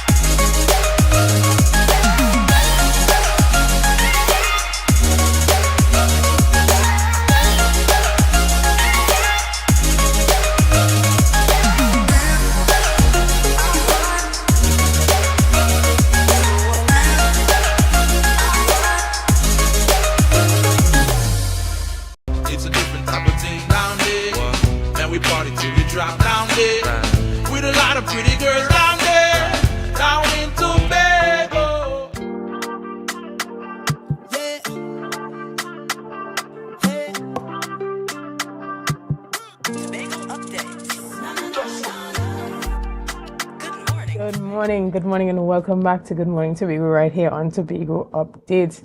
Guys, I have been chatting with Mrs. Jennifer Basis Primus, former government minister and PNM member. Good morning and welcome back. Thank you, Chanel. Yes, so before we left off before the break, you indicated that currently there seems to be a manipulation of the process that actually put Dr. Keith Rowley in office. But there are the persons that are saying this conversation should not even be in the public domain. These are conversations that should remain within the PNM party and are frowning upon your attempts to make this a public matter. How do you respond to those persons? Well, Chanel, I observe many persons in the PNM. Many persons in the PNM, I engage in a discourse of their perspective of what is taking place. So why is there this singular focus on myself? If something is wrong, something is wrong. And that is my focus. I have always advocated for what is right. And I am not the kind of individual to know that something is wrong, seeing that it is wrong, and not speak out against it. And, you know, interestingly, those persons who talk about PNM business PNM don't wash their dirty linen in public, they just have to go into the records of Parliament and they can read on all the concerns that various members over the years, including our esteemed political leader, the statements that would have been made in Parliament concerning what was taking place in the PNM at that time. So I don't share their view on that. The history of the PNM has always been one where issues end up being in the public domain. And in this day of technological changes, information situations are reported on almost instantaneously. So I don't share their view. They're entitled Okay. to their And view in and that regard. and moving forward, do you think that this could cause a level of victimization against you within the party? Chanel, let me just say, when I joined the PNM, I joined the PNM when the PNM lost the national elections in 2010. Now, as you would know, persons do not join political parties when they lose elections. They join political parties when they are in office, so that whatever benefit that they may have in their mind could be delivered. I joined the PNM. The PNM lost the election, would have been around May 2010. And I joined the party in June 2010 to work with Dr. Rowley to rebuild the PNM. So I did not go to the PNM looking for anything at all. So that I have not benefited from the PNM. It was never my intention. I did not go there for that. So I cannot, unlike others in the party, I don't think the tentacles of bad mind can reach me. I am beyond the reach of those tentacles, and therefore I can speak freely and fearlessly. Understood. And moving forward, is the date suggested by Dr. Rowley, I believe it was September the 28th, that's the date that he suggested for the next PNM convention. Is that set in stone, or does that still have to be confirmed by the General Council? All right. Now, the procedure has been one where the leadership will decide, sit and engage in discussion and take a decision. And they would come to the General Council. It must be brought to the General Council as a recommendation. That has not come to the General Council. The General Council has set no date for convention. But invariably, once the political leader comes with a recommendation, invariably the General Council would agree and go along. But I was taken aback when I heard about a convention in September, knowing that the General Council have not sat since October. So that I have no doubt perhaps on Saturday the recommendation will come to the General Council for ratification, because it's out there in the public. But the General Council has not yet taken the decision. So I suspect a ratification will be placed before General Council.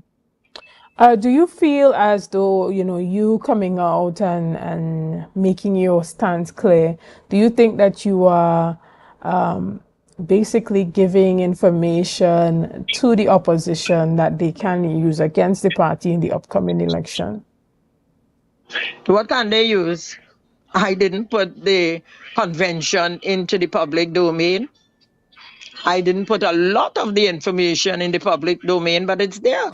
So how am I giving information or arming the opposition?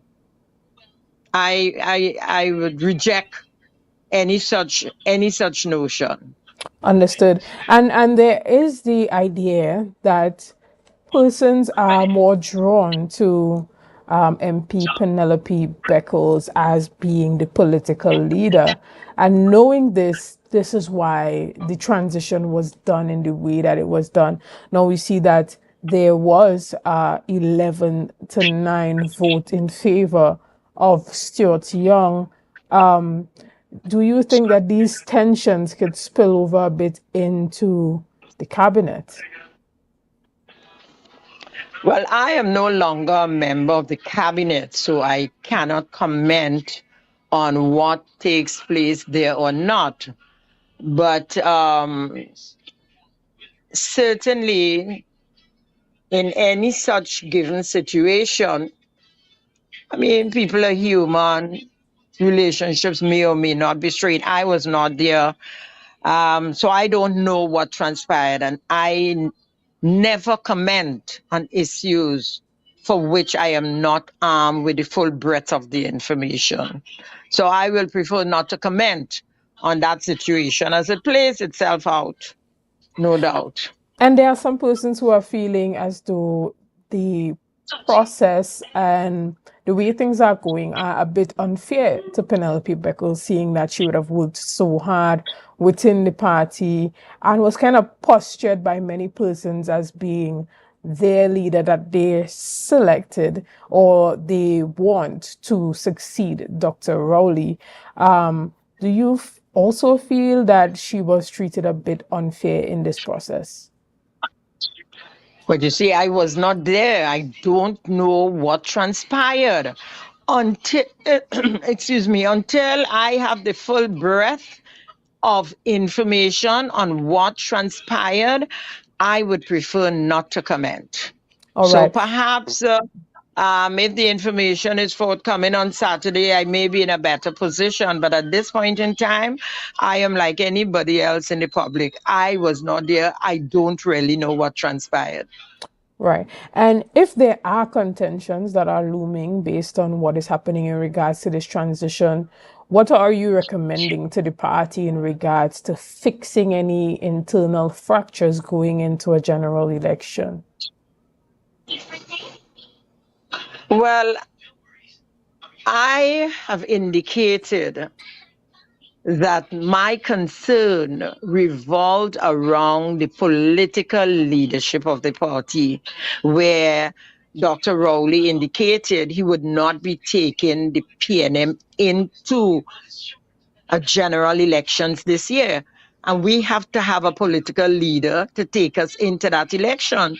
So what my advice is that the General Council moves post haste to put in place the necessary mechanisms to ensure that an internal election is held and a new political leader emerges who would, as Dr. Rowley demits office, the new political leader takes up office. Understood. And so we want to thank you so much for your time this morning and bringing that level of clarity. Is there anything that you want to say to your fellow party members this morning as the PNM maneuvers through this period? No, all I would say is that a constitution of a country, a constitution of an organization is a very sacred document.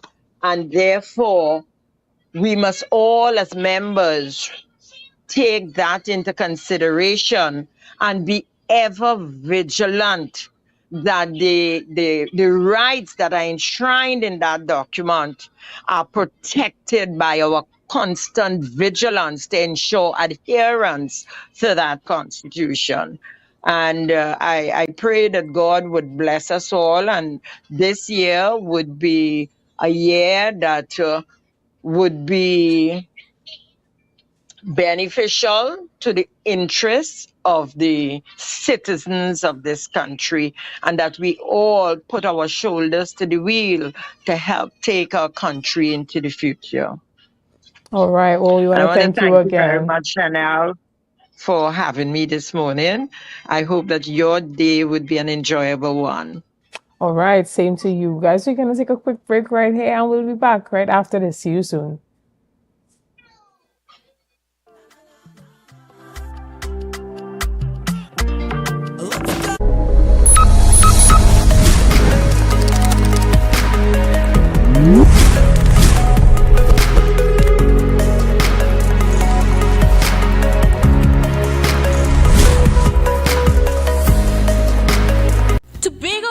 Supplies has been a leading name for over 37 years in the glass and aluminum market in Tobago. We provide an extensive range of high-quality, innovative aluminum and glass products for commercial and residential use. Competitive prices with superior and professional services by committed employees who are guided by rigid quality standards. Tobago Glass Supply specializes in the manufacture and installation of glass and aluminum products that are essential to today's homeowners and the business environment. We are engaged in marketing, sales, and installation of a variety of products. These ranges from windows and doors to necessities such as mirrors for homes and vehicles, designed and manufactured in-house or imported.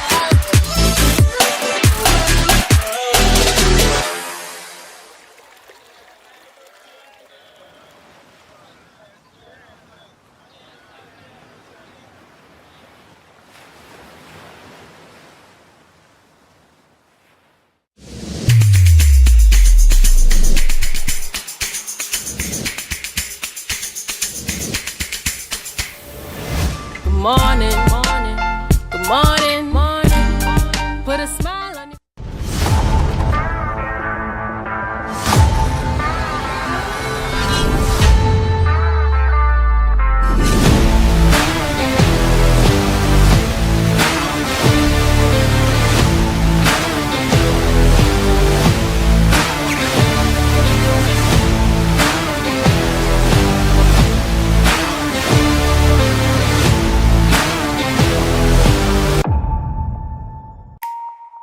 Want to get better? Where to start? What kind of exercise to do?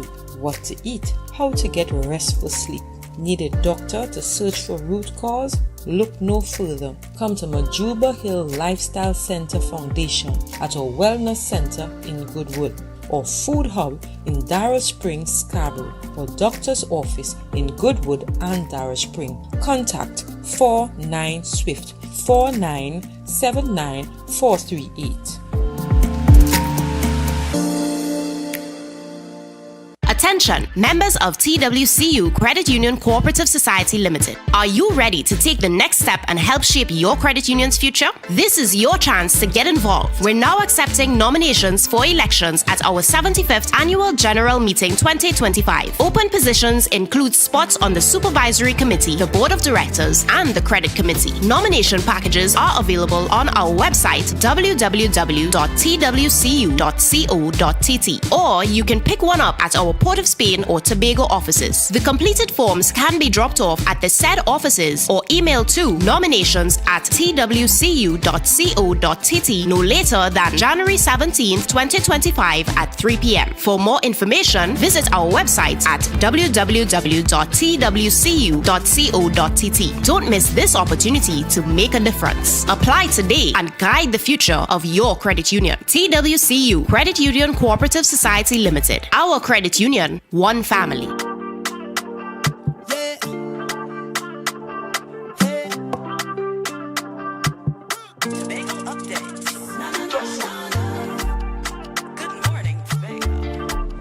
Good morning, and welcome back to Good Morning Tobago right here on Tobago Updates.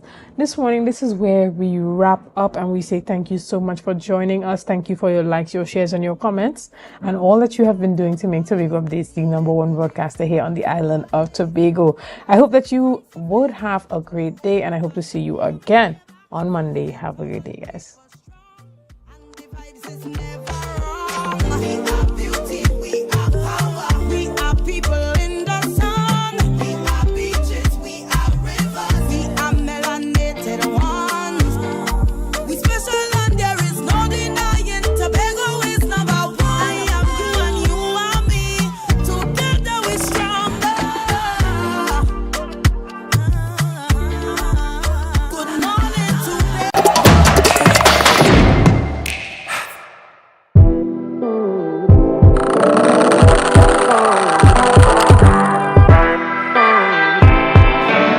Tobago. This is another episode of Autocorrect. This is Friday, the 3rd of January.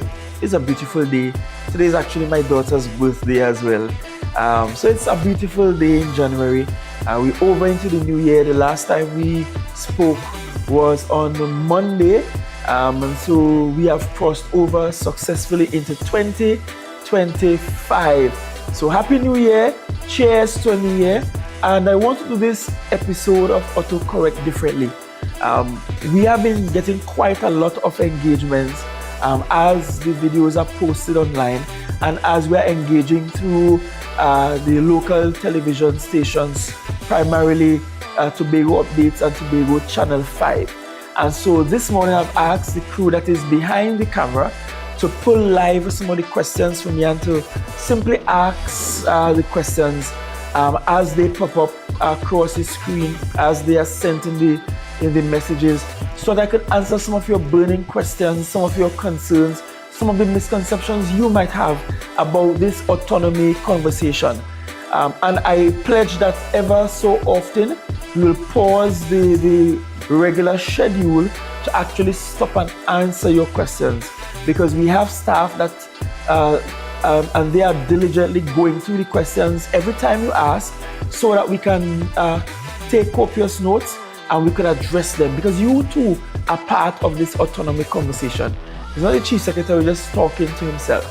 And in this new year, 2025, I intend to bring guests onto the show, although it's 5 to perhaps 7 minutes thereabout, just so we could talk about some of the pressing issues. So it won't just be the voice of the Chief Secretary that you will hear. In future episodes, we'll find a way to go and target our fisher folk, or farmers, or housewives, or teachers, or doctors, or professionals, just regular Tobagonians, so we can hear from Tobagonians how they truly feel about this autonomy question. So I'll ask Ms. Chambers, who is behind camera today, to just, as the questions are popping up, to just share some of the questions, and I'll see how I can answer them rapid fire for you. Chambers, Happy New Year, girl. How things? Happy New Year to you as well, Chief. So one of the questions people have been asking, right, what role will Tobago have in national decision making under autonomy? Right, so it's twofold. We're looking at having a schedule that will establish all of the areas that Tobago will have responsibility for in the Tobago space. As it relates to the national conversation and the national governance space, Tobago will still retain membership in the central government by virtue of having a minimum of 2 parliamentary representatives. That's in the first instance.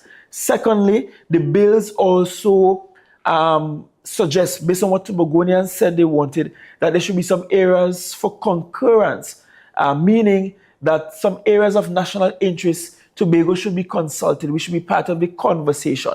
So it's not that Tobago is pulling itself out and just seeing about Tobago and national issues will be left untouched.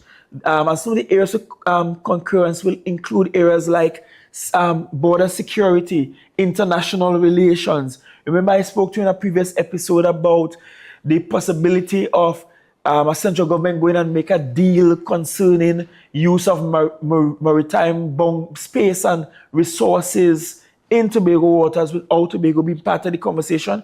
We will be part of all of these national conversations. We will still be in the national parliament. We will still have opportunities to be in central government. But this is about Tobago taking care of its priorities while the central government taking care of the priorities of Trinidad and Tobago.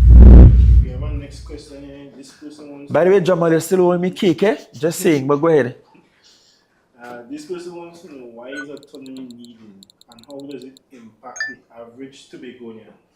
Right, I like that question. Let me tell you why. Because people think this autonomy thing is some distant, far-fetched concept that doesn't have any real impact on the man on the ground. But when you think about, for example, the things that affect us every day, from the state of our island's roads, to the fact that we want repairs to our schools, to the fact that we want to consider what goes into the curriculum for the teaching of our students, to the fact that we want to give certain protections to our fisher folk. For example, autonomy allows us to do those things unimpeded and to do them much more efficiently. So one can look forward to Tobago getting greater resources, greater financial resources, that Tobago being able to make decisions that affects everyday lives and livelihoods on the island of Tobago.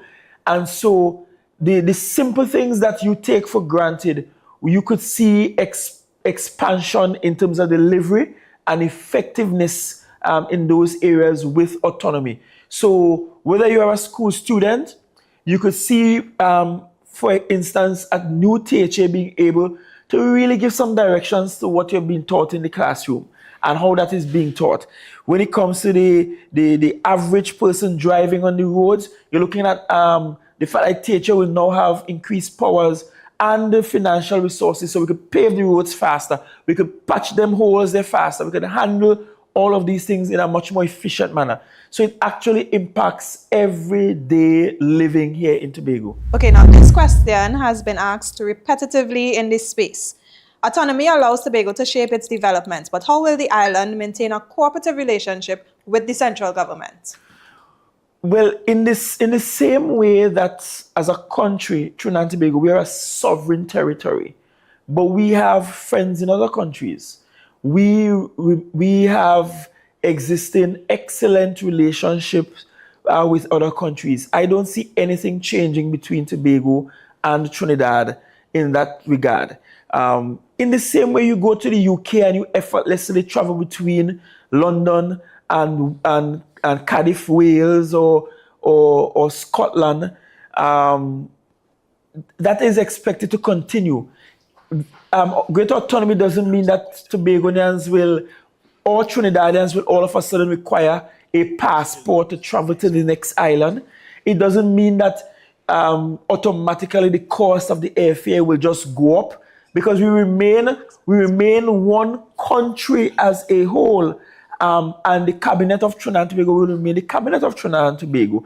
It is just that when it comes to some priority areas for Tobago and Tobagonians, we will handle that ourselves, but it really does very little to impact the relationship that happens between Trinidad and Tobago. As a matter of fact, it might actually improve the relationship, because Tobagonians will now feel as though they have a say in the country, they have some authority themselves, and that as a Tobagonian, they're not just left behind in a small corner somewhere, forgotten by the national priority. Your priority will now have some priority, and because of that, I think the relationship will be strengthened. So I don't see the relationship being affected negatively, certainly not worse than what we have right now. Oh, that's one of the questions, because I know some people want to know whether or not you're going to need to get a passport or a visa. No, it's none of that. You will still be able to travel with any photo ID. We will still share the same photo IDs, the same national ID, the same permit, driver's permit, the same passport will be shared. None of those things will change. The country as a whole will not change.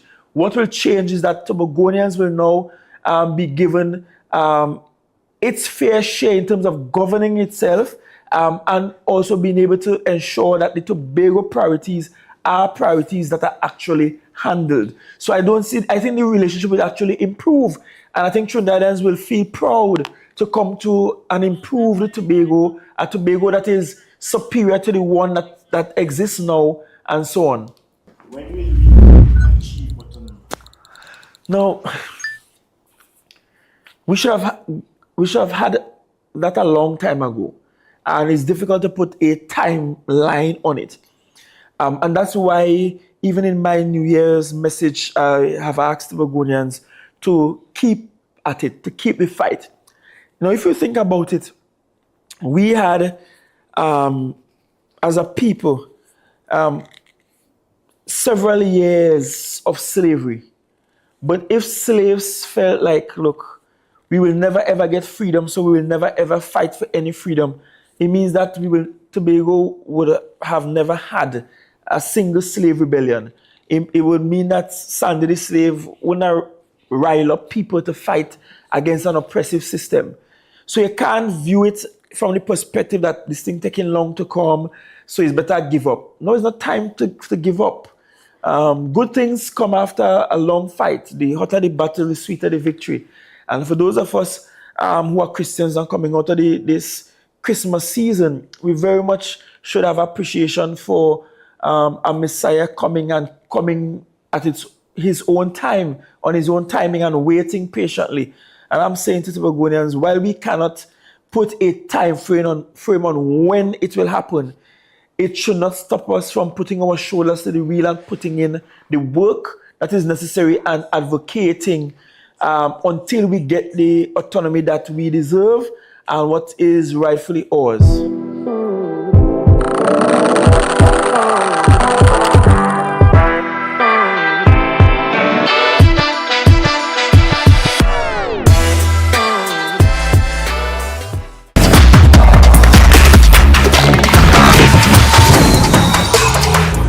You're viewing Tobago Updates Television, your exclusive gateway to Tobago, broadcasting the beauty of this island paradise to the world.